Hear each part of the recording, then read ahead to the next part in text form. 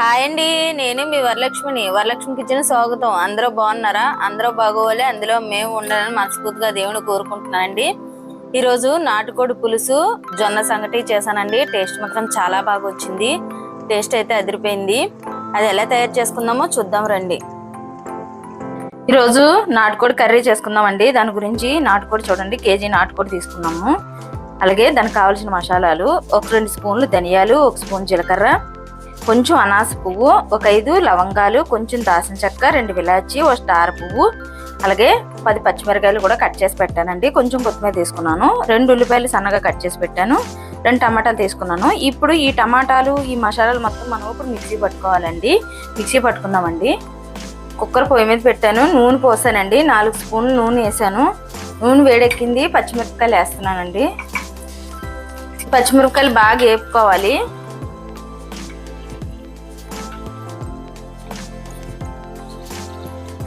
గండి పచ్చిమిరపకాయలు వేగిపోయాయి కదా, అల్లం పేస్ట్ వేస్తున్నానండి. 1 స్పూన్ అల్లం పేస్ట్ వేసాను. ఇది కొంచెం ఇలా కలుపుకుందాం పచ్చివాసన పోయే వరకు. అల్లం బాగా వేగాలండి, లేకపోతే పచ్చివాసన వచ్చేస్తుంది.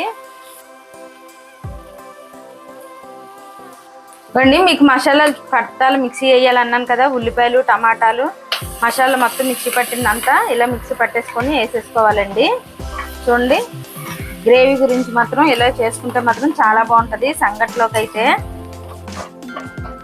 ఇవ్వండి వేసేసుకున్నాం కదా, ఈ మసాలా అంతా వేసేసుకున్నాం కదా. ఇందులో ఇప్పుడు మనం కొంచెం పసుపు వేసుకోవాలి.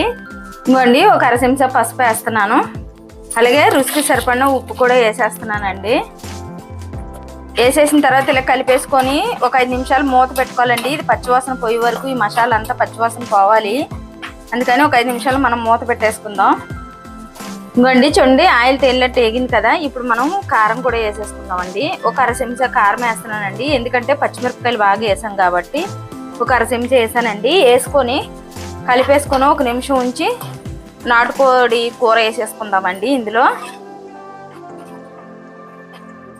గండి కారం వేసి 2 నిమిషాలు వేగాలన్నాం కదా, వేగిపోయింది. ఇప్పుడు నేను ఈ చికెన్ వేసేస్తున్నానండి. ఇందులో వేసేసి ఇలా కలిపేసుకోవాలండి. బాగా కలిపేసి వేసిన తర్వాత కలిపేసి ఒక 5 నిమిషాలు మనం మూత పెట్టేసుకోవాలి.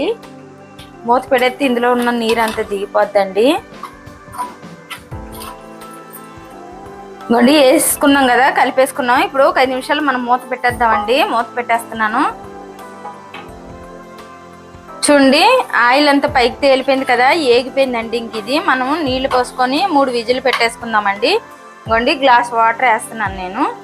గ్లాస్ వేసాను కదండి, ఇంక చాలండి. గ్రేవీ మరీ ఎక్కువైనా బాగోదు, అందుకని గ్లాస్ వాటర్ వేసాను కదా. ఇప్పుడు మనం ఇది విజిల్ పెట్టేసుకుందాం అండి. 3 విజిల్ వస్తే చాలండి, ఎందుకంటే కొంచెం లేత కోడి ఇది. 3 విజిల్, కొంచెం ముదరకోడి అయితే ఒక 5 విజిల్ పెట్టుకోవాలండి. నేను ఇప్పుడు ఇది 3 విజిల్లే పెడుతున్నాను. విజిల్ పెట్టేస్తాను ఇంకా. ఇంకోండి 3 విజిల్ అనుకున్నాం కదా, ఇప్పుడు విజిల్ తీస్తున్నానండి.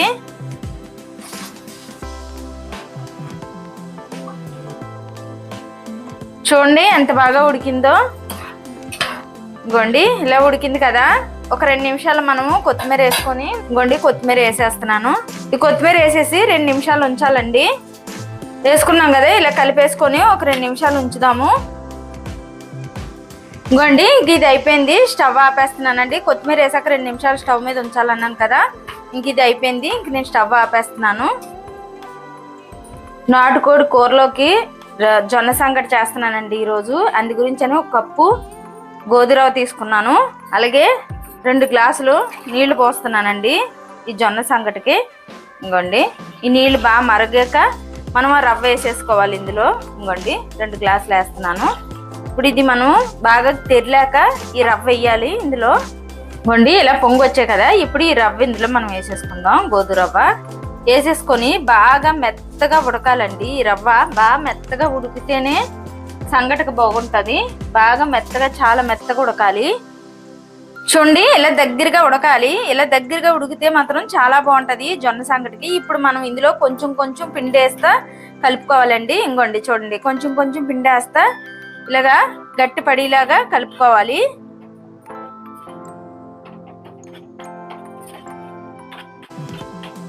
చూడండి మనకి ఎంత పిండి కావాలతుందో అంత పిండి వేసుకోవచ్చండి. దీనికి ఏం కొలత అన్నది ఉండదు మనకి.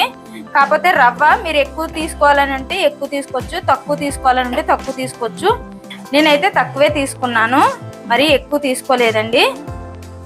ఇలాగా మొత్తం ఉండలు లేకంటే ఇలా కలుపుకోవాలండి ఈ సంగటికి. కానీ టేస్ట్ మాత్రం చాలా బాగుంటుందండి. ఇలా చేసుకొని ఈ జొన్న సంగటి ఇలా చేసుకొని నాటుకోడి పులుసు వేసుకొని తింటే మాత్రం సూపర్గా ఉంటుంది. టేస్ట్ మాత్రం చూడండి అయిపోయింది. మరీ గట్టిగా కాదు, మరీ మెత్తగా కాకుండా ఉండాలి. ఇంక ఇది అయిపోయిందండి. మనం వేరే బౌల్లోకి సర్వ్ చేసేసుకుందాం. ఇలా కావాలితే ఇలాగే ప్లేట్లో వేసేసుకొని తినేవచ్చండి. లేదు ముద్దగా కావాలంటే ఇలా గిన్నెలో వేసుకొని మనం కొంచెం ముద్దగా చేసుకోవాలి. ఇంకోండి ఇలా వేసుకున్నాం కదా. ఇప్పుడు ఇది మనం ఇలా ముద్దలాగా ఇలా కావాలంటే ఇలా ముద్దలా చేసుకోవచ్చు. లేదు ఇలాగే ప్లేట్లో వేసుకొని తినేవచ్చు అంటే తినేవచ్చండి. చూడండి